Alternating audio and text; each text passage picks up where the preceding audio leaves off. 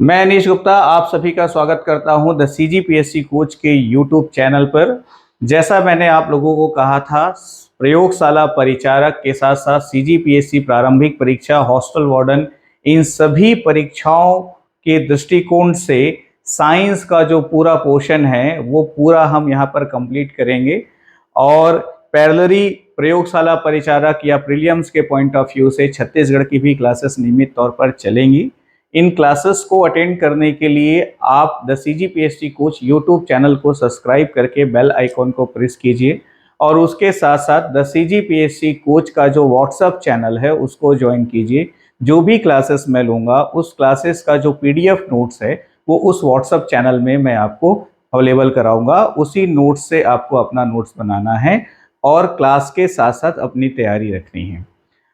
Physics से हम classes start कर रहे हैं और आज का हमारा जो पहला टॉपिक है बहुत बेसिक से हम पढ़ते जाएंगे और मेरी जो पूरी क्लासेस है, पूरा कंटेंट है वो पूरी तरह से एग्जाम पर बेस्ड रहेगा। एग्जाम में जिस पैटर्न में क्वेश्चंस आते हैं, जिस पैटर्न में हमको अपनी तैयारी करनी चाहिए, उसी पैटर्न में हमारी बातचीत होगी और उसी तरह से हम आगे मूव करेंगे। ठीक है, तो आज की क्लास का हमारा जो सबसे पहला टॉपिक है वो है मापन। फिजिक्स से हम स्टार्ट कर रहे हैं। फिजिक्स का जो सिलेबस है वो पूरा जब कंप्लीट होगा क्लास 9th और 10th दोनों का, उसके बाद फिर हम केमिस्ट्री स्टार्ट करेंगे और उसके बाद फिर हम बायो स्टार्ट करेंगे और लास्ट में हम इन्वायरमेंट वाला पोर्शन देखेंगे। ठीक है, रिलैक्स रहिए। पूरी क्लासेस का कंप्लीट नोट्स आपको मैं अवेलेबल कराऊंगा। जिस फॉर्मेट में आप स्क्रीन में देख रहे हैं यही आपका नोट्स है, यही आपको व्हाट्सएप चैनल में अवेलेबल करवाया जाएगा। क्लास स्टार्ट करते हैं। हमारा आज का जो पहला टॉपिक है वो है मापन, मेजरमेंट। ठीक है, तो फिजिक्स क्या है? यदि एक बहुत सामान्य सा प्रश्न आपसे पूछा जाए कि फिजिक्स या भौतिकी से आप क्या समझते हैं, ठीक है, फिजिक्स या भौतिकी से आप क्या समझते हैं ये पूछा जाए तो बहुत सामान्य सा उत्तर है। ठीक है, मतलब जहां पर वस्तुओं का जो गुणधर्म है वो मापन के माध्यम से देखा जाता है या मापा जा सकता है, वही फिजिक्स है। ठीक है, या फिर दूसरे शब्दों में मैं कहूं कि जहां पर हम पदार्थ की भौतिक अवस्था के बारे में अध्ययन करते हैं वो फिजिक्स है। फिजिकल स्टेट के बारे में जहां पर हम डिस्कस करते हैं, स्टडी करते हैं, वो फिजिक्स है। और फिजिक्स का जो पहला स्टेप है ना वो यूनिट और मेजरमेंट से स्टार्ट होता है, इकाई एवं मापन से स्टार्ट होता है। यूनिट और मेजरमेंट, ठीक है, इकाई एवं मापन, यहीं से ही फिजिक्स स्टार्ट होता है और इसी से ही आप आगे जितनी भी क्लासेस होगी उसको समझ पाएंगे, क्योंकि जिन शब्दों का मैं प्रयोग कर रहा हूं वास्तविक में उसका मतलब क्या है, उसका अर्थ क्या है, तभी आपको आगे की क्लासेस समझ में आएंगी। मापन क्यों? बहुत सामान्य सा उदाहरण मैं आपको दूं। ठीक है, जैसे आपको सब्जी लाने के लिए भेजा जाता है, तो सब्जी लाने के लिए भेजा जाता है तो घर से हो सकता है आपको अप्रॉक्स 200 से 300 रुपए की राशि दी जाए। ठीक है, इतने में एक छोटे परिवार की सब्जी आज की डेट पे, आज के बाजार मूल्य पर आ जाती है। तो आपको 200-300 रुपए ही क्यों दिया गया? 2 लाख रुपए क्यों नहीं दे दिए गए सब्जी लाने के लिए? वो इसलिए क्योंकि बाजार मूल्य के हिसाब से जो सब्जियां आपको लाने के लिए कहा गया है, तो जितनी सब्जियों की आवश्यकता होगी वो 200 से 300 रुपए में लगभग आ जाएगा। 2 लाख रुपए उतनी सब्जियों के लिए बहुत बड़ी राशि है, इसलिए वो आपको नहीं दी जाएगी। तो ये 200 से 300 देना है, ये कैसे डिसाइड हुआ? ये डिसाइड हुआ मेजरमेंट से, मापन से, कि हमको एक अंदाजा है कि एक दिन में आधा किलो आलू खपत होता है, एक हफ्ते की सब्जी लानी है तो 3 किलो आलू लगेगा। ठीक है, इस तरह का एक अंदाजा लग जाता है। ठीक है, 1 किलो आलू में आलू की कितनी क्वांटिटी है, उस हिसाब से कितनी हमारी रिक्वायरमेंट है उतने केजी आलू हम परचेस करेंगे। तो जैसे हमने 5 केजी आलू हमको आवश्यकता है, तो ये हमने कैसे डिसाइड किया? मापन से डिसाइड किया कि 1 किलो आलू में इतना आलू आ रहा है तो 5 किलो आलू में इतना आलू आएगा और इतने में हमारा काम चल जाएगा, है ना। जैसा मैं हमेशा कहता रहा हूं, बताता रहा हूं, आलू आलू से ही समोसा बनता है। हाँ, मैदा की भी आवश्यकता होती है। तो खैर, अब यहाँ पे ये भी हो सकता है कि भूख आपको लगने लगे, मुझे भी लग रही है, तो चलिए क्लास को आगे बढ़ाते हैं।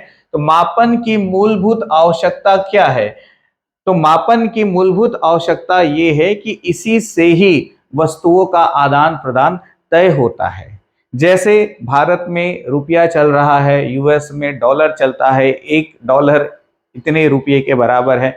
वहां जाएंगे तो आपको रुपया को डॉलर में कन्वर्ट करके वहां रहना पड़ेगा, वहां से यहां आएंगे तो डॉलर को रुपये में कन्वर्ट करके आपको रहना पड़ेगा। ठीक है, तो हो क्या रहा था, अलग अलग देशों में मेजरमेंट की पद्धतियां भी अलग अलग थी, इसके बारे में भी हम बात करेंगे। तो मापन की मूलभूत आवश्यकता वस्तुओं के आदान प्रदान से है, वस्तुओं की समझ से है। दैनिक जीवन में बिना मापन के हम सरवाइव नहीं कर सकते। जैसे ये जो क्लास मैं ले रहा हूं, वो क्लास लगभग 1 घंटे की होगी। 1 घंटा मतलब 60 मिनट, है ना भाई। तो आपको ये माइंडसेट रहेगा कि 1 घंटा मतलब 60 मिनट कितना लगभग होता है, आपको मालूम है, उतना समय मुझे इस क्लास को देना है। यही मापन है। तो मापन समय का होता है, मापन द्रव्यमान का होता है, मापन विद्युत धारा का होता है ना। तो बहुत सारी चीजों का मेजरमेंट होता है, उसके बारे में भी हम जैसे क्लास आगे बढ़ेगी बात करेंगे। तो फिलहाल मापन क्या है, यदि वैज्ञानिक भाषा में आपसे पूछा जाए तो बहुत सामान्य सरल सा उत्तर आपको देना है कि भौतिक राशि का परिमाण संख्याओं में व्यक्त करने को मापन कहा जाता है। किसी भी भौतिक राशि का जो परिमाण है, उसका जो मैग्नीट्यूड है, ठीक है, उसका जो परिमाण है, उसका जो मैग्नीट्यूड है, उसको संख्याओं में व्यक्त करना क्या कहलाता है, मापन कहलाता है। ठीक है, इसको थोड़ा और एक उदाहरण के साथ हम समझते हैं। जैसे आप में से कोई भी स्टूडेंट जो मेरी क्लास अटेंड कर रहे हैं, उनका बॉडी का जो फिजिकल वेट मैं पूछूं, ठीक है, तो हो सकता है आप में से किसी का जो वेट है वो 150 केजी होगा, हो सकता है आप में से किसी का वेट जो है वो 200 केजी होगा, हो सकता है आप में से किसी का जो वेट है वो 100 केजी होगा, है ना, किसी का 110 केजी भी हो सकता है ना भाई। आप लोग कमेंट करके बताएंगे मुझे कि आपकी बॉडी का वेट कितना है, और ये भी बताएंगे कि मैंने आपकी बॉडी का वेट का जो अंदाजा है वो सही लगाया है या नहीं लगाया है। चलिए क्लास पे ध्यान दीजिए। अब बॉडी का वेट कितना बताया, 150 केजी बताया मान लो। तो इसमें जो ये 150 है, ये है परिमाण, ठीक है, मैग्नीट्यूड। और ये जो केजी है, ये केजी जो है वो है यूनिट, इसी को कहते हैं इकाई हिंदी में, है ना भाई। तो केजी, एक केजी में कितना होता है, तो 1 केजी में आपका 1000 ग्राम होता है। ठीक है, और आपको एक नॉर्मल अंदाजा भी है कि 1 केजी वेट कितना होता है। नॉर्मली कोई भी मनुष्य जो है, कोई भी ह्यूमन बीइंग जो है, उसके शरीर का जितना वेट है, उसके शरीर का जितना भार है, उसके दुगने वेट को वो उठा सकता है, उससे अधिक वेट वो नहीं उठा सकता। ये एक स्टैंडर्ड मेजरमेंट है। ठीक है, तो जैसे मेरी बॉडी वेट मान लो 50 केजी है, तो मैं मैक्सिमम 100 केजी तक को उठा सकता हूं, मैक्सिमम। ठीक है, नॉर्मली आपकी बॉडी का जो वेट है उतना वेट आप इजिली उठा सकते हैं। ये एक नॉर्मल मेजरमेंट है, मतलब हमको उससे अंदाजा है कि 1 केजी वेट कितना होता है। बाकी हम नॉलेज की बात करें तो हमको मालूम है 1 केजी में 1000 ग्राम होता है। जैसे फल, सब्जियां या राशन है वो आप केजी में खरीदते हैं, लेकिन इसी की जगह सोना चांदी वगैरह जो है वो ग्राम में लेते हैं, तौल में लेते हैं। 1 तौल बराबर 1 तोला बराबर 10 ग्राम, इस तरह से। तो वो ग्राम में परचेस किया जाता है, इसलिए क्योंकि उसकी जो प्राइस है वो केजी में इतनी ज्यादा है कि आमतौर पर आम लोग उसको 1 केजी के हिसाब से नहीं खरीद सकते। ठीक है, तो इस तरह से बातचीत होती है। तो यहां पर जो 150 हमने बताया, ये 150 क्या है, परिमाण है, और केजी क्या है, यूनिट है। तो किसी भी भौतिक राशि की मात्रा व्यक्त करने के लिए या उसके मापन को स्पष्ट करने के लिए दो चीजों की आवश्यकता होती है। वो दो चीजें हैं, इकाई एवं परिमाण।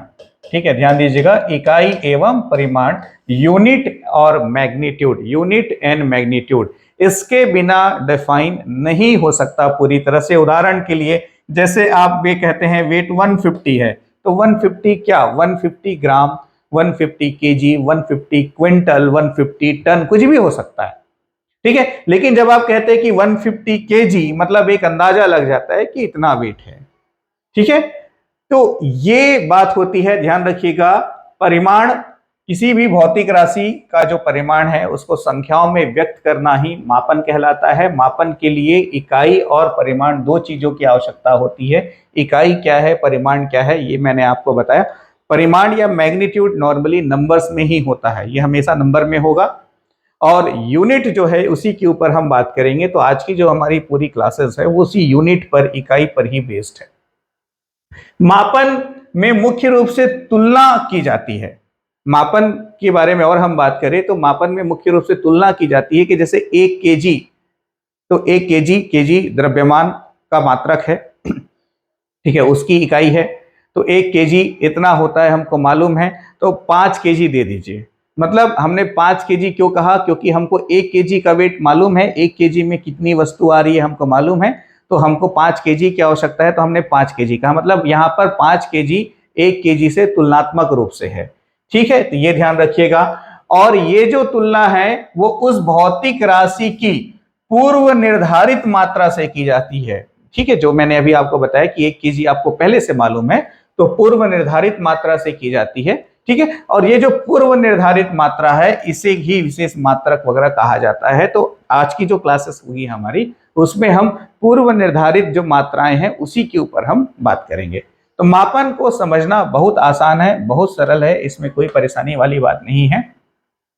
ये नोट्स मैं आपको उपलब्ध कराऊंगा। और जैसा मैंने आप लोगों को बताया था कि सिलेबस में क्लियरली मेंशन है कि क्लास 9th और 10th है ना, क्या क्लास 9th और 10th का जो साइंस है वही प्रयोगशाला परिचारक का पाठ्यक्रम है। तो जो पूरी क्लासेस होगी वो 9th 10th के साइंस पर ही बेस्ड होगी, और उन्हीं स्टेट गवर्नमेंट की बुक्स को प्रेफर करते हुए मैं क्लासेस लूंगा और उसी के माध्यम से मैं आपको नोट्स अवेलेबल कराऊंगा, ठीक है। तो बहुत हाई फाई नहीं है, इम्पॉसिबल नहीं है। यदि आज से पहले आपको साइंस कभी नहीं समझ में आया तो मैं ये दावा कर सकता हूं कि इस बार आपको समझ में आएगा।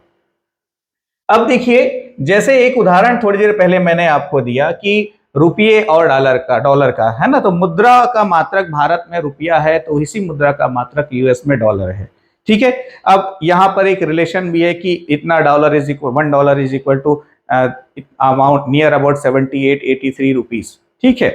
ये चेंज होता रहता है ना भाई, एट प्रेजेंट कितना है वो चेक करना पड़ेगा। तो अलग अलग देशों में मापन के लिए मात्रक जो है वो अलग अलग रहे, है ना भाई। फिर क्या हुआ, अंतरराष्ट्रीय स्तर पर आदान प्रदान करने की बात हुई, तो वहां पर फिर अंतरराष्ट्रीय पद्धति आई। इसी के बारे में अभी हम बात करते हैं। तो देखिएगा, 3 तरह के सिस्टम यहां पर आपको देखने को मिलेंगे। एक है सीजीएस सिस्टम, एक है आपका एफपीएस सिस्टम, और एक है आपका MKS system. CGS system, FPS system और एमकेएस सिस्टम, इन तीनों पद्धतियों में क्या अंतर है ये समझने का प्रयास करेंगे। सीजीएस सिस्टम जो है ये मूल रूप से फ्रांसीसी पद्धति है, ठीक है, और एफपीएस सिस्टम जो है ये मूल रूप से आपका ब्रिटेन की पद्धति है, और एमकेएस जो है ये सीजीएस का ही अपग्रेडेड या मॉडिफाइड रूप है, इस तरह से कह सकते हैं।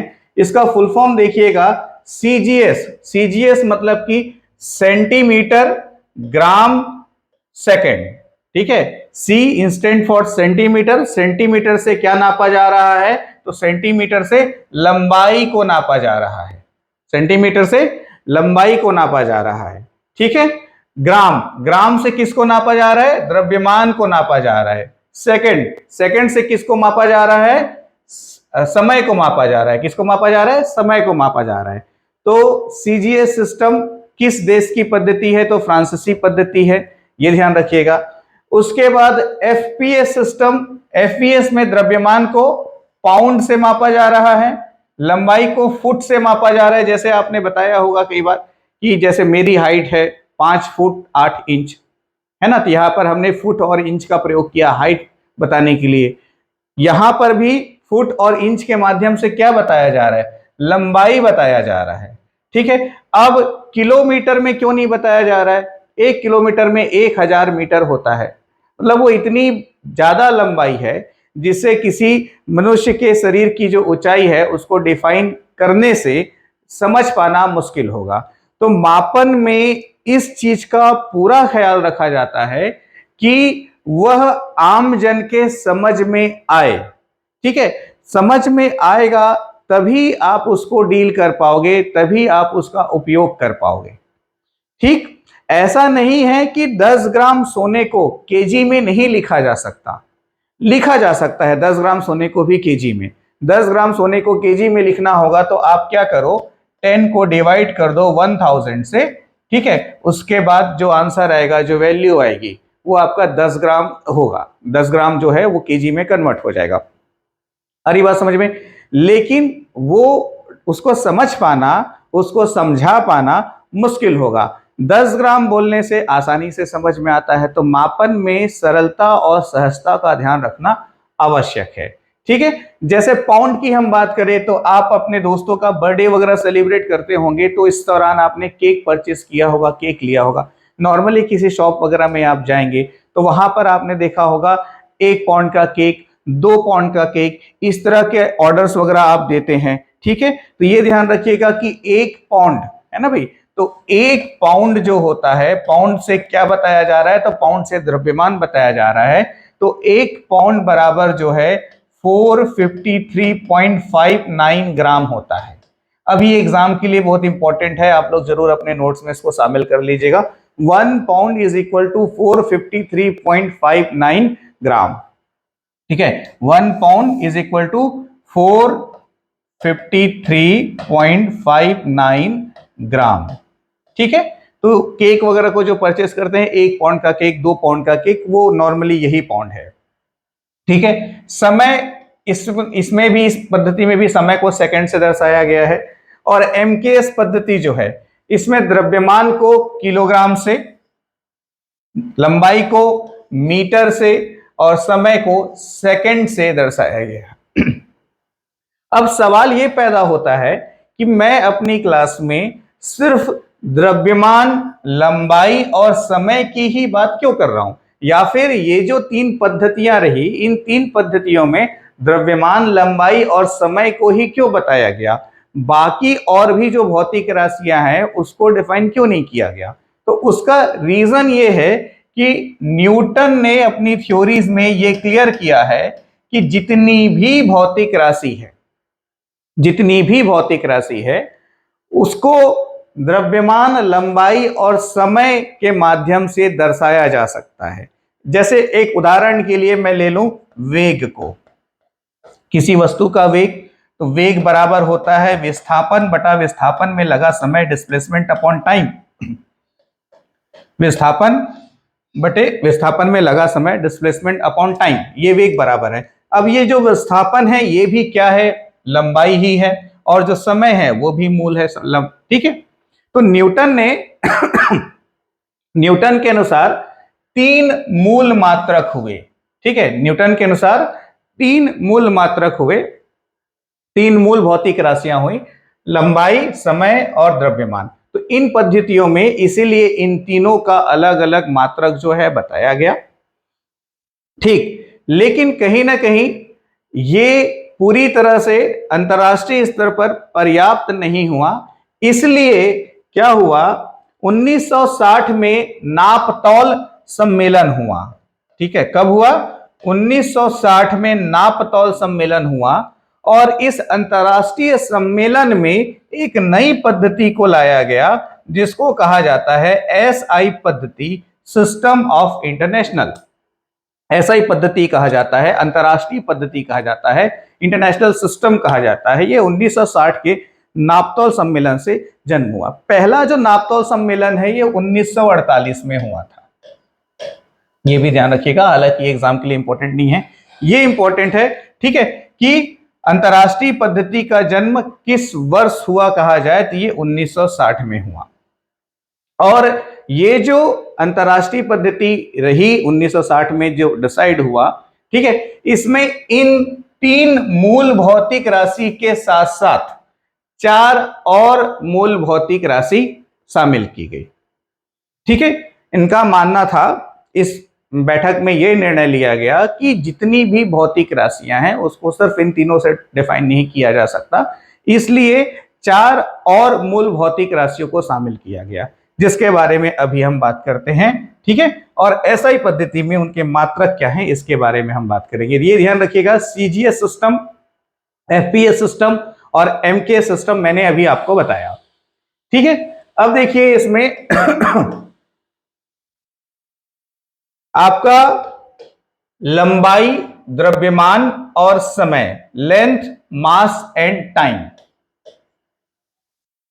लेंथ, मास एंड टाइम, ये तो न्यूटन के अनुसार 3 मूल भौतिक राशियां हैं। फिर 1960 के नापतौल सम्मेलन, नापतौल के अंतरराष्ट्रीय सम्मेलन में 4 मूलभूत भौतिक राशियों को और जोड़ा गया और 2 जो है पूरक मूल राशि जो है उनको जोड़ा गया। तो ये 4 कौन से हैं? ताप, टेम्परेचर, विद्युत धारा, इलेक्ट्रिक करंट, ज्योति तीव्रता, ल्यूमिनस इंटेंसिटी, पदार्थ की मात्रा, ठीक है, क्वांटिटी ऑफ मटेरियल, ये 4 और जोड़ा गया। और फिर इनका जो नाम है, उनका जो मूल मात्रक है और इनका जो संकेत चिन्ह है ये बताया गया। जैसे 100 मीटर, तो 100 मीटर आपने देखा होगा 100 m ऐसा लिखा रहता है। ये m ही क्यों लिखा गया है, स्मॉल m ही क्यों है? क्योंकि ये जो स्मॉल m है वो मीटर को दर्शाने के लिए उसके संकेत के रूप में अंतरराष्ट्रीय पद्धति में लिया गया है। तो जहां पर भी 100 के साथ स्मॉल m लगता है तो हम उसको स्टडी करते हैं, रीड करते हैं 100 मीटर। जैसे अभी मैंने आपको उदाहरण दिया था 150 kg, है ना। तो ये केजी, केजी क्यों? केजी जो है ये किलोग्राम, किसका? किलोग्राम का संकेत है। एक भौतिक राशि है, मूल भौतिक राशि है द्रव्यमान, जिसका मूल मात्रक है एसआई पद्धति में किलोग्राम, और उस किलोग्राम को दर्शाने का जो संकेत है वो क्या है? केजी है। आई बात समझ में? तो ये ध्यान रखना है इस टेबल में आपको सबसे पहली चीज जो बहुत जरूरी है कि मूल राशियां कितनी हैं। तो मूल राशियां हैं 7। कितनी मूल राशियां हैं? 7। ये ध्यान आपको रखना है। पूरक मूल राशि कितनी है? तो पूरक मूल राशि है 2। कितनी है? 2 पूरक मूल राशि है। अब ये 7 मूल राशि कौन कौन सी है बिल्कुल आपको रटा हुआ होना चाहिए। द्रव्यमान, समय, लंबाई, ताप, विद्युत धारा, ज्योति तीव्रता और पदार्थ की मात्रा, इस तरह से आपको रटा हुआ होना चाहिए ये 7 मूल राशियों का जो नाम है। इसके अलावा जितनी भी भौतिक राशियां हैं वो इन्हीं मूल राशियों के माध्यम से दर्शाई जाती हैं। ठीक अभी थोड़ी देर बाद मैं आपको वो चीज स्पष्ट करने वाला हूं, बताने वाला हूं, ठीक है। तो इसको किस तरह से प्रेजेंट किया जाता है, इसका मात्रक क्या है, इसका संकेत क्या है, ये भी आपको ध्यान में रखना है।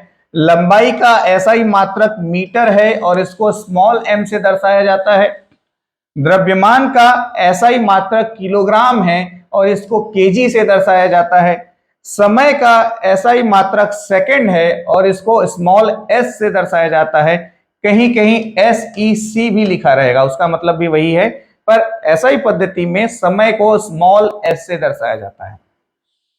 ताप, ठीक है, इसका मूल मात्रक केल्विन है और इसको कैपिटल K से दर्शाया जाता है।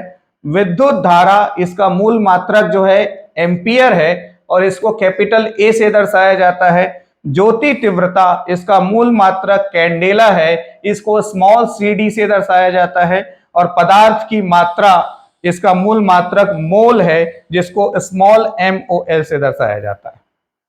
और जो 2 पूरक मूल राशि है, एक समतलीय कोण है, ठीक है, इसको रेडियन से दर्शाया जाता है, इसको RAD, रेडियन स्मॉल में लिखा जाता है।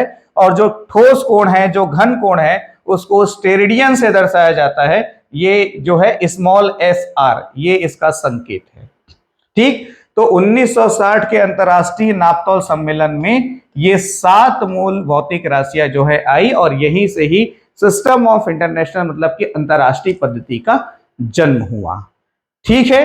यहां तक आपको समझ में आया हो तो बहुत अच्छी बात है। यदि किसी तरह की कोई परेशानी हो तो कमेंट करके आप मुझे बताएं, ठीक है।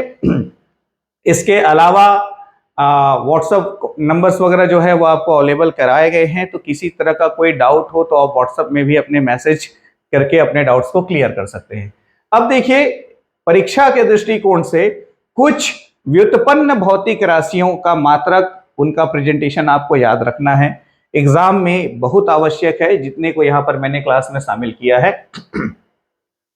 तो इसमें देखिएगा, जो पूरी भौतिक राशियां हैं, जितनी भी फिजिकल क्वांटिटीज है, जितनी भौतिक राशियां हैं, उनको दो भागों में बांटा गया।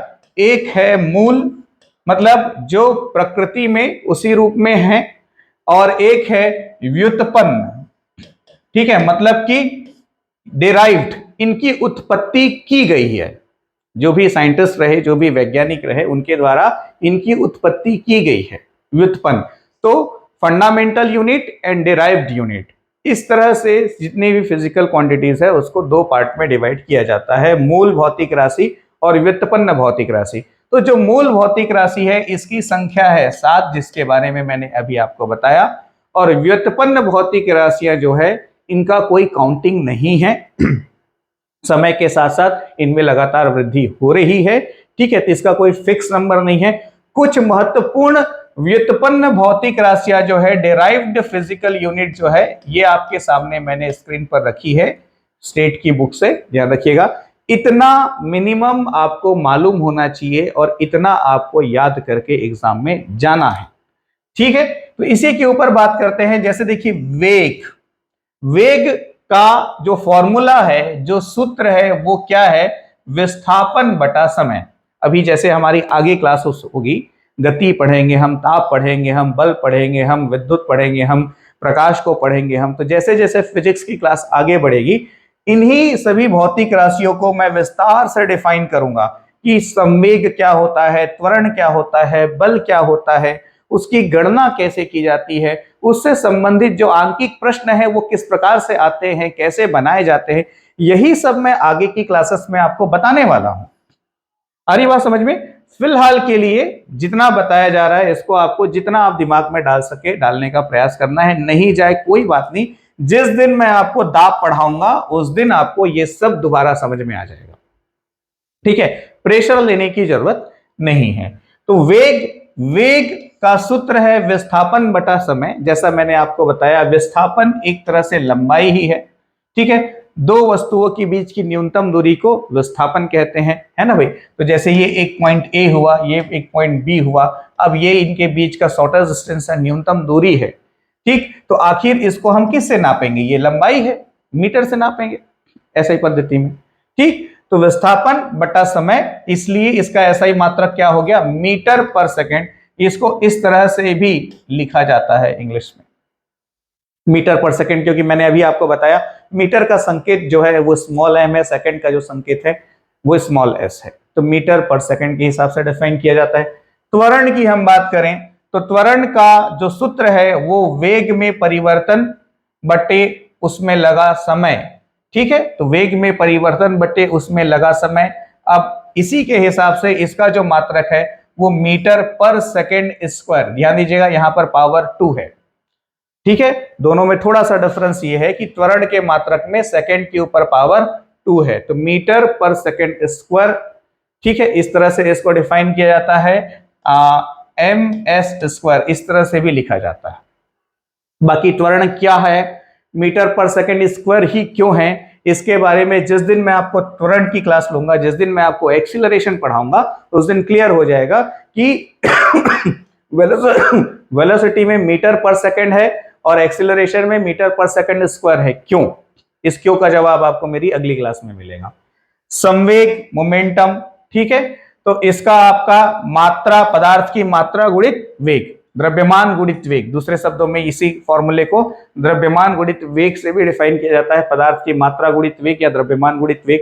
तो पदार्थ की मात्रा, द्रव्यमान, ठीक है। द्रव्यमान की जहां बात होती है तो याद ध्यान रखिएगा, मात्रा मतलब कि ये द्रव्यमान है, ठीक है। तो द्रव्यमान मतलब केजी, तो द्रव्यमान को डिफाइन करने के लिए क्या आ गया? केजी आ गया। और वेग, वेग का मात्रक मीटर पर सेकेंड था, तो इसलिए केजी मीटर पर सेकेंड, केजी मीटर पर सेकेंड, ठीक है। तो इनिशियल स्टेज पर आपको कुछ याद है तो आगे का अपने आप इसी तरह से बनता जाता है। ध्यान रखिएगा, ये जो सूत्र है इन भौतिक राशियों का वो हर हाल में आपको याद होना चाहिए। यदि आज की क्लास में याद ना हो रहा हो तो कोई बात नहीं, जैसे जैसे क्लास आगे बढ़ेगी इन्हीं चीजों को मैं दोबारा पढ़ाऊंगा तो आपको याद होने लगेगा। बल, ठीक है, तो बल में द्रव्यमान गुणित त्वरण, ठीक है, द्रव्यमान गुणित त्वरण आ जाता है बल का जो सूत्र है, तो ये इसका ऐसा ही मात्रक है न्यूटन, ऐसा ही मात्रक है न्यूटन, ठीक है। अब यही देखो दूसरे फॉर्मेट में द्रव्यमान का केजी, तो केजी मीटर पर सेकंड स्क्वायर, यह भी यहां पर बल का मात्रक है, पर ऐसा पद्धति में बल का जो मात्रक है वो न्यूटन है। सीजीएस सिस्टम में बल का जो मात्रक है वो डाइन है। क्या है? डाइन है। तो डाइन न्यूटन में क्या डिफरेंस है, ये सारी चीजें आपको मेरी फोर्स वाली क्लास में मिलेगी। वैसे ही हम दाब की बात करें तो आरोपित बल बटा क्षेत्रफल, आरोपित बल बटे एकांक क्षेत्रफल, तो न्यूटन पर मीटर स्क्वायर, तो बल का मात्रक हो गया न्यूटन, और क्षेत्रफल, क्षेत्रफल में क्या होता है, लंबाई गुणित ऊंचाई होता है, ठीक है, लंबाई गुणित ऊंचाई या लंबाई गुणित चौड़ाई, ठीक है, क्या, लंबाई गुणित चौड़ाई, ये क्षेत्रफल का फॉर्मूला है। तो दोनों में आप क्या निकाल रहे हैं, दोनों में आप लंबाई निकाल रहे हैं, तो ये मीटर इंटू मीटर, तो ये हो गया मीटर स्क्वायर, इसलिए यहां पर आ गया न्यूटन मीटर स्क्वायर। वैसे ही हम बात करें कार्य का, ठीक है, ध्यान रखिएगा बल का, ये दाब, दाब प्रेशर, इसका एक और मात्रक है पास्कल, है ना भाई, पास्कल भी दाब का ही मात्रक है, ध्यान रखिएगा। कार्य W, ठीक है, कार्य, कार्य बराबर बल गुणित विस्थापन, कार्य का सूत्र होता है बल गुणित दूरी या बल गुणित विस्थापन, तो बल गुणित विस्थापन ज्यादा परफेक्ट फॉर्मूला है, ठीक है, और कार्य का मात्रक जो है वो जूल है, कार्य का मात्रक जो है वो जूल है। अब यही जो मात्रक है बल और दूरी है, तो बल का मात्रक हुआ न्यूटन और दूरी का मात्रक है क्या, मीटर, ठीक है, तो ये ऐसा भी हो सकता है, इसी का जो मात्रक है वो न्यूटन मीटर, ध्यान रखिएगा। तो जो कार्य है उसका मात्रक जूल है, एसआई पद्धति में। सीजीएस सिस्टम में इसका मात्रक अर्ग है। फिर वही बात है कि जूल और अर्ग में क्या डिफरेंस है, वो जिस दिन मैं वर्क चैप्टर पढ़ाऊंगा तब आपको समझ में आएगा, ठीक है। और एक मात्रक न्यूटन मीटर है। तो ऐसे भी प्रश्न होते हैं कि एक प्रश्न आ गया कि इनमें से कौन सा कार्य का मात्रक नहीं है, इसने पद्धति की बात नहीं की, इनमें से कौन सा कार्य का मात्रक नहीं है। तो यहां पर देखो जूल कार्य का मात्रक है, अर्ग कार्य का मात्रक है और न्यूटन मीटर कार्य का मात्रक है। इसके अलावा कुछ और आता है तो वो कार्य का मात्रक नहीं है। ऊर्जा, एनर्जी, तो वर्क ही जो है वो एनर्जी है, तो एनर्जी को कार्य करने की क्षमता, ठीक है, ऊर्जा को कार्य करने की क्षमता को ही ऊर्जा कहते हैं, इस तरह से उसको डिफाइन किया जाता है। और किया गया कार्य ही ऊर्जा के रूप में कैलकुलेट होता है, तो इसका भी जो मात्रक है वो जूल है। तो ध्यान रखिएगा कार्य और ऊर्जा कार्य और ऊर्जा का जो मात्रक है वो सेम है, एक जैसा है, ठीक। फिर इसमें देखेंगे आगे गतिज ऊर्जा। गतिज ऊर्जा E के काइनेटिक एनर्जी के नाम से इसको इस तरह से डिफाइन किया गया है। इसका फॉर्मूला है 1/2 mv स्क्वायर, 1/2 mv स्क्वायर, ठीक है। m मास है यहां पर और v जो है वेलोसिटी है, ठीक। तो चूंकि ये एनर्जी है तो इसका भी मात्रा क्या हो गया, जूल हो गया। वैसे ही स्थितिज ऊर्जा, ठीक है, पोटेंशियल एनर्जी, इसका फॉर्मूला है mgh, m द्रव्यमान के लिए, g गुरुत्वीय त्वरण के लिए और h ऊंचाई के लिए। एनर्जी चैप्टर में इसके बारे में हम और डिस्कस करेंगे। इसका भी जो मात्रक है वो क्या है, जूल है। वैसे ही शक्ति, पावर, पावर शक्ति, जब विद्युत वाला चैप्टर पढ़ेंगे तो पावर या शक्ति को हम डिटेल में डिस्कस करेंगे, स्टडी करेंगे। इसका फॉर्मूला होता है कार्य बटा समय। तो इसका जो मात्रक है वो एक तो है वॉट और इसका दूसरा मात्रक जो है वो जूल पर सेकंड है, जूल पर सेकंड है। अब इसी को यदि सीजीएस सिस्टम में बोलेंगे तो ये अर्ग पर सेकंड हो जाएगा, ठीक है। सीजीएस सिस्टम में इसी को लेंगे तो ये क्या हो जाएगा, अर्ग, जूल की जगह क्या आ जाएगा, अर्ग आ जाएगा, क्योंकि सीजीएस पद्धति में ऊर्जा का जो मात्रक है वो अर्ग है। घनत्व, डेंसिटी, इसका फॉर्मूला है द्रव्यमान बटे आयतन, द्रव्यमान बटे आयतन, तो किलोग्राम पर मीटर क्यूब। ध्यान रखिएगा यहां पर मीटर टू द पावर 3 है, तो किलोग्राम पर मीटर क्यूब। आयतन, आयतन, आयतन या वॉल्यूम का फॉर्मूला क्या है? तो लंबाई गुणित चौड़ाई गुणित ऊंचाई, ये आपने पढ़ा होगा। तीनों में आप क्या निकाल रहे हो? लेंथ, मतलब कि लंबाई है तो metre into metre into metre होकर के तीनों का जो मात्रक क्या होगा? मीटर मीटर मीटर, तो ये मल्टीप्लाई होकर के क्या हो गया? Metre cube. इसलिए यहां पर किलोग्राम, किलोग्राम किसके लिए? द्रव्यमान के लिए, और पर मीटर क्यूब किसके लिए? आयतन के लिए। तो आयतन का जो मात्रक है वो मीटर क्यूब होगा एसआई पद्धति में। ठीक। कोणीय वेग, एंगुलर वेलोसिटी, इसका जो फॉर्मूला है यह है कोणीय विस्थापन, एंगुलर डिस्प्लेसमेंट अपॉन टाइम। कोणीय विस्थापन बटा समय। तो कोणीय विस्थापन एंगल की मेजरमेंट की बात है, तो इसके लिए मैंने बताया था आपको रेडियन, तो रेडियन पर सेकेंड इसका मात्रक हो गया। कोणीय त्वरण, एंगुलर एक्सीलरेशन क्या है? आगे की क्लास में आपको मैं बताऊंगा। एंगुलर एक्सीलरेशन कोणीय वेग बटा समय, क्या है ये? कोणीय वेग बटा समय। तो इसका मात्रक है रेडियन पर सेकंड स्क्वायर, जैसे कि वेग और त्वरण में स्टार्टिंग में मैंने आपको बताया था उसी तरह से ये हो गया। ठीक है, कोणीय वेग और कोणीय त्वरण, तो इसलिए यहां पर सेकंड और सेकंड स्क्वायर आ गया। ठीक है, अब वो क्यों आया वो आगे की क्लास में आपको पता चलेगा। जड़त्व आघूर्ण, मोमेंट ऑफ इनर्शिया। ठीक, ये आपका क्या हो गया? M R square, M R square, ये इसका फॉर्मूला है। एम इंस्टेंट फॉर द्रव्यमान, इसलिए आ गया केजी, और आर इंस्टेंट फॉर डिस्टेंस, इसलिए आ गया मीटर स्क्वायर। तो किलोग्राम पर मीटर स्क्वायर। आवर्तकाल, टाइम पीरियड, ठीक है, आवर्तकाल तो एक दोलन में लगा समय जो है वो आवर्तकाल होता है। चूंकि एक दोलन में लगा समय मतलब क्या बता रहे हैं हम? समय बता रहे हैं, इसलिए इसका मात्रक हो गया सेकंड। और वैसे ही गुरुत्वीय त्वरण स्मॉल जी, तो गुरुत्वीय त्वरण क्या? तो ये आपका W is equal to M G होता है, तो जी निकालने के लिए W बाई एम कर देते हैं, जहां पर W क्या है? वेट या द्रव्यमान, वेट है, ठीक है, भार है, और m जो है वो द्रव्यमान है। तो भार और द्रव्यमान में क्या अंतर होता है ये भी आपको मेरी आगे की क्लासेस में मिलेगी। तो इसका जो मात्रक है वो मीटर पर सेकंड स्क्वायर हो गया। ठीक, तो ये कुछ व्युत्पन्न भौतिक राशियां हैं जिसका सूत्र और मात्रक हर हाल में आपको याद होना चाहिए। और आगे की जो हमारी फिजिक्स की क्लासेस होगी उसमें इसके ऊपर हम और डिटेल में डिस्कस करेंगे। तो यदि एक बार में ये आपसे याद ना हो रहा हो तो घबराने की कोई बात नहीं है। आगे की क्लासेस में जब इन चीजों को मैं बहुत विस्तार से आपको बताऊंगा तो वो आसानी से आपको याद हो जाएंगी, आपको समझ में आएगा।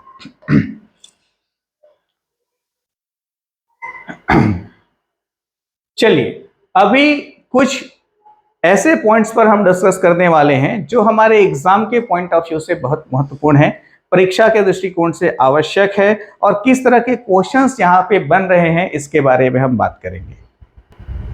इसमें सबसे पहले देखिए मीटर। थोड़ी देर पहले मैंने आपको बताया मीटर क्या है, तो लंबाई का मात्रक है। इसके आगे जो लिखा हुआ है वो आपको याद करने की आवश्यकता नहीं है, रहने दीजिए। ठीक है, मीटर किसका मात्रक है? लंबाई का मात्रक है। तो यहां पर ये जो टेबल है ना, ये टेबल आपके लिए महत्वपूर्ण है। ठीक, ये देखिएगा, ये क्या लिखा हुआ है? 1 किलोमीटर, 1 किलोमीटर, यहां पर एक वर्ड आ गया किलो। फिर लिखा हुआ है 1 हेक्टोमीटर, एक वर्ड आपको मिल गया हेक्टो। फिर डेकामीटर, 1 डेकामीटर, एक वर्ड आपको मिल गया डेका। फिर सेंटीमीटर, एक वर्ड आपको मिल गया सेंटी। ये इमोशन वाला सेंटी नहीं है ना, मेजरमेंट वाला सेंटी है, ध्यान रखेंगे। 1 मिलीमीटर, तो ये आपका आ गया एक वर्ड मिली। फिर 1 माइक्रॉन है ना भाई, तो ये एक आपका वर्ड आ गया माइक्रॉन। एंगस्ट्राम, ये आपका वर्ड आ गया एंगस्ट्राम, 8⁻⁴ ऐसा इस तरह से डिफाइन किया जाता है। और एक वर्ड आ गया आपका फर्मी। ठीक है, तो ये क्या है? तो ये एक्चुअली प्रीफिक्स है, उपसर्ग है, ध्यान रखिएगा। ये क्या है? ये प्रीफिक्स है, उपसर्ग है। उपसर्ग मतलब शब्द के पहले लग करके उसका नया अर्थ बना दे, उसको हम उपसर्ग कहते हैं। इसके बारे में हिंदी में आपने पढ़ा होगा, प्रीफिक्स कहा जाता है इसको, उपसर्ग कहा जाता है। ठीक, जहां पर भी ये लगता है उसका मतलब थोड़ा बदल जाता है। किस तरह से? तो जो किलो उपसर्ग है उसकी वैल्यू होती है 10⁻³ ठीक है, तो किलो लीटर 10⁻³ लीटर, किलोग्राम 10⁻³ ग्राम, इस तरह से इसको पढ़ा और समझा जाता है। हेक्टो, इसका मतलब होता है 10⁻²। डेका, डेका का होता है ओनली 10 या 10⁻1 बोल सकते हो। मिली, ठीक, सेंटी, सेंटी का होता है 10⁻⁻²। तो जहां पर भी सेंटी प्रीफिक्स लगा हुआ है समझ जाना है 10⁻²। ठीक है, मिली, तो मिली जो है इसका प्रीफिक्स होता है 10⁻⁻3, मिली प्रीफिक्स का वैल्यू होता है 10⁻⁻3। माइक्रोन, इसको नॉर्मली म्यू से डिफाइन करते हैं, इस तरह का ये जो म्यू बना हुआ है म्यू बोला जाता है, ये ऐसा, ये एग्जैक्टली यू नहीं है, ध्यान रखिएगा, यू में थोड़ा ये लाइन इस तरह से बना हुआ इसको एक माइक्रोन म्यू से डिफाइन करते हैं। इसकी जो वैल्यू होती है एक माइक्रोन की वो होती है 10⁻⁻6। ठीक है, फिर है एंगस्ट्रॉम, इसकी जो वैल्यू है वो होती है 10⁻⁻10। और एक होता है फर्मी, इसकी जो वैल्यू होती है वो होता है 10⁻⁻15। और एक और इंपॉर्टेंट यहां पर छूट गया, वो है मेगा, तो इसकी वैल्यू होती है 10⁻6 मेगा। तो मिली का जस्ट रिवर्स जो है वो मेगा है। जैसे यहां पर देखेंगे किलो 10⁻3, तो मिली तो 10⁻⁻3, माइक्रोन 10⁻⁻6, तो मेगा 10⁻6। मतलब ये क्या, छोटे से लेकर बड़ा, छोटे से छोटी वैल्यू से लेकर बड़ी वैल्यू तक, ऐसा नहीं है, ये आगे भी है और होता है 10⁻15, 10⁻27 तक भी होता है, पर हमको उसकी आवश्यकता नहीं है, हमको उतना ही जानना है जितना हमारे एग्जाम के लिए महत्वपूर्ण है, ये याद रखिएगा। ठीक है, तो ये क्या है, उपसर्ग है, प्रीफिक्स है। तो 1 किलोमीटर, 1 किलोमीटर मतलब 10⁻³ मीटर, जो मैंने अभी आपको बताया, या 1 हेक्टोमीटर मतलब 10⁻² मीटर। यहां पर किसको नापा जा रहा है, तो यहां पर लंबाई को नापा जा रहा है। किस मात्रक से नापा जा रहा है, तो मीटर मात्रक से नापा जा रहा है लंबाई। ठीक है, तो 1 मिलीमीटर, 10⁻³ मीटर, 1 माइक्रोन 1 माइक्रोमीटर मतलब 10⁻³ - 6 मीटर, 1 एंगस्ट्रॉम मतलब 10⁻⁻10 मीटर, 1 फर्मी बराबर 10⁻⁻15 मीटर। ठीक है, तो यहां पर एक महत्वपूर्ण चीज आप अपने दिमाग में सेट कीजिएगा।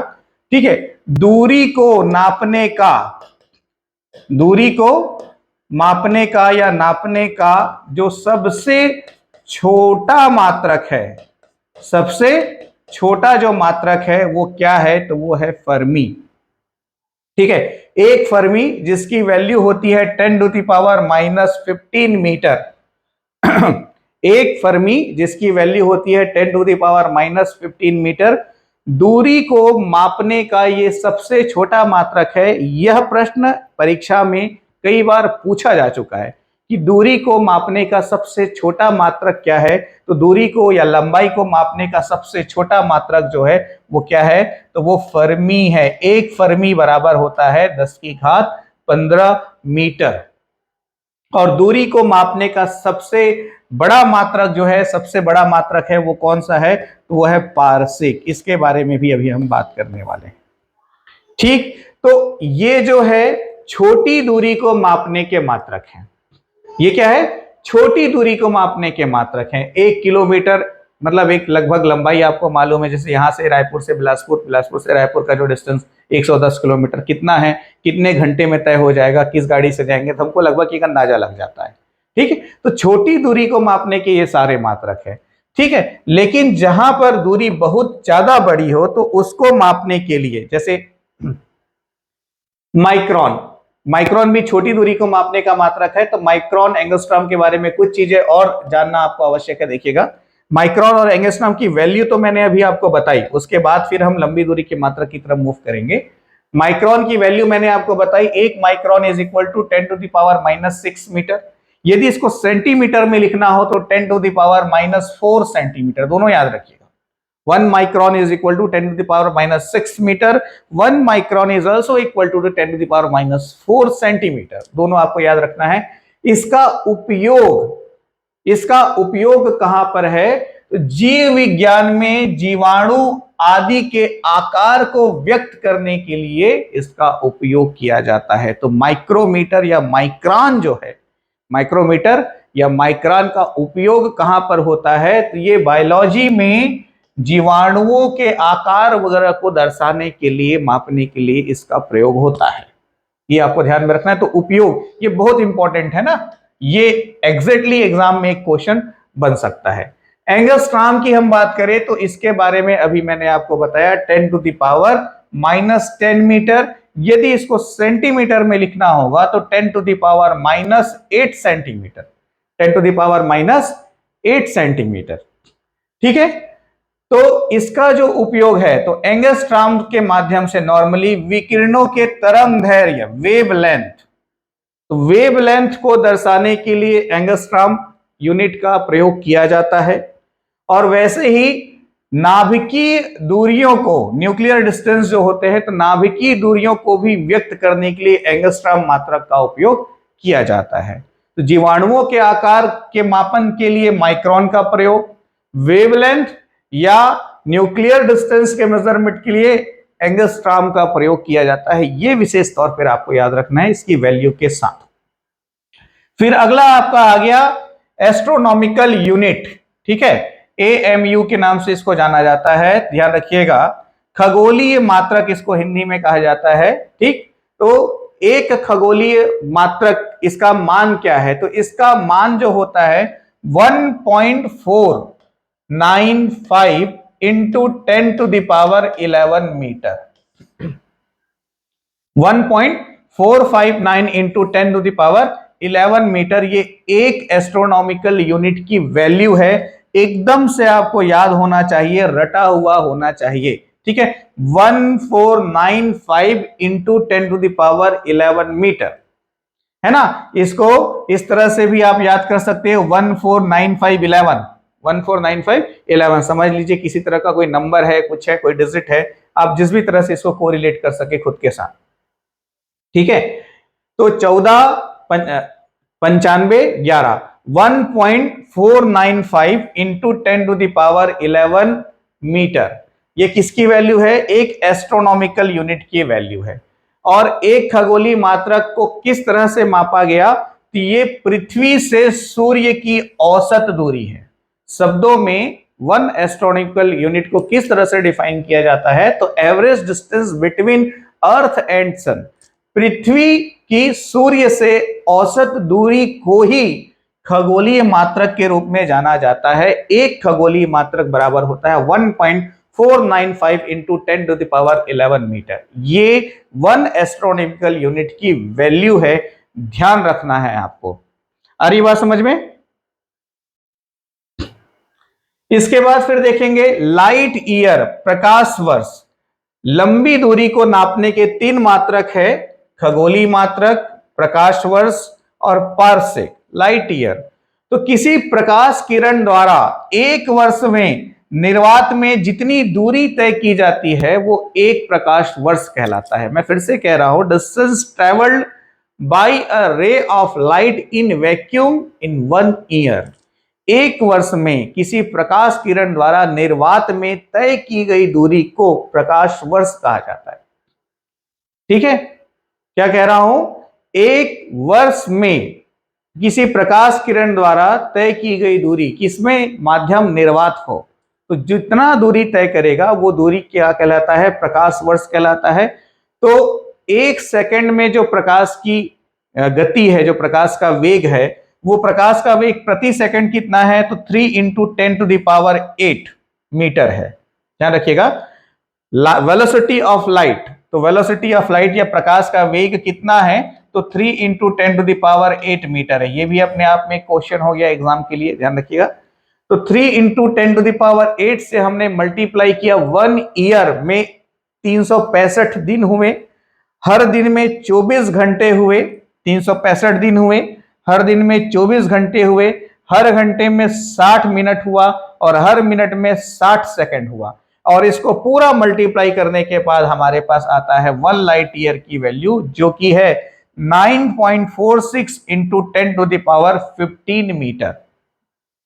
9.46 46 इंटू 10⁻15 मीटर, ये एक प्रकाश वर्ष का मान है। Distance travelled by light in 1 year in vacuum, किसी प्रकाश किरण द्वारा निर्वात में एक वर्ष में तय की गई दूरी को प्रकाश वर्ष के नाम से जाना जाता है। और इसका मान कितना है, तो 9.46 इंटू 10⁻15 मीटर इसकी वैल्यू है, इसका मान है। वैसे ही अगला जो आपका हुआ पारसेक, ठीक है। पारसेक थोड़ा सा इसका जो डेफिनेशन है वो समझने में आपको दिक्कत होगी। मैं प्रयास करता हूं कि सरल भाषा में आपको समझाने का प्रयास करूं, ठीक है। ये वह दूरी है जो एक खगोलीय मात्रक द्वारा बनाया हुआ कोण एक चाप सेकंड के बराबर होता है, ठीक। किस तरह से, तो समझिएगा, जैसे ये आपका सन है, सूर्य है, ठीक है, और ये आपका क्या है, अर्थ है, पृथ्वी है। तो सूर्य और पृथ्वी के बीच की जो औसत दूरी है ये आपका एस्ट्रोनॉमिकल यूनिट हो गया, 1 AMU हो गया, खगोलीय मात्रक हो गया, जिसके बारे में अभी मैंने आपको बताया, ठीक है, जिसकी वैल्यू अभी मैंने आपको बताई 1 AMU, ठीक है। तो इसकी वैल्यू मैंने आपको कितनी बताई, 1.496 इंटू 10⁻11 मीटर, ये आ गया, ये वो वैल्यू है ना भाई, 1.496 इंटू 10⁻11 मीटर। मैं किसको समझाने का प्रयास कर रहा हूं, मैं पारसेक को समझाने का प्रयास कर रहा हूं। तो सूर्य और पृथ्वी के बीच की जो औसत दूरी है वो एक खगोलीय मात्रक है। अब यहां पर इसके साथ, ठीक है, इसके साथ जो ये डिस्टेंस होगा, ठीक है, ये, और यहां पर आपको विशेष तौर पर एक चीज ध्यान में रखना है, समझिएगा, ये एंगल मैंने प्लॉट जरूर किया है पर इसको आपको विशेष तौर पर समझना है, ठीक है।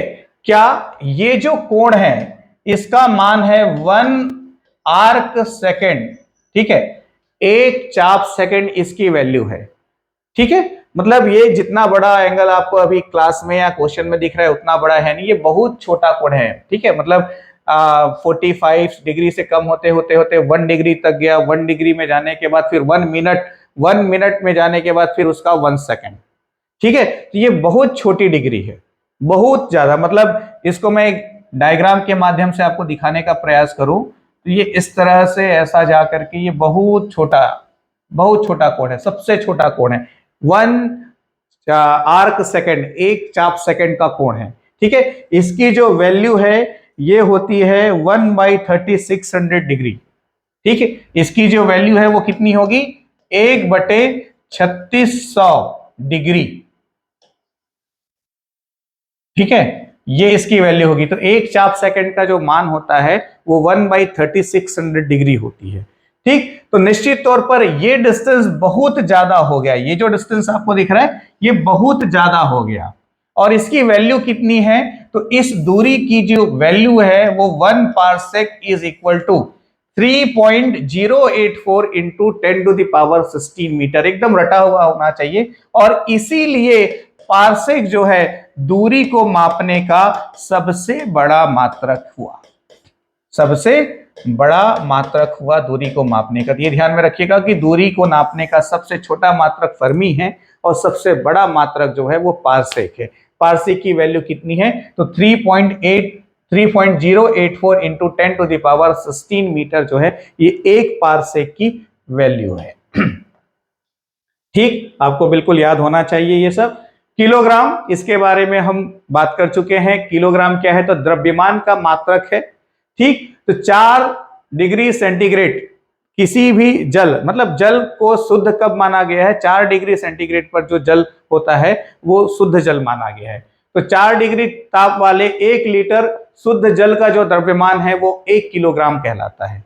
4 डिग्री सेंटीग्रेड वाले 1 लीटर जल का जो द्रव्यमान है वो 1 किलोग्राम कहलाता है। किलोग्राम द्रव्यमान का मात्रक है।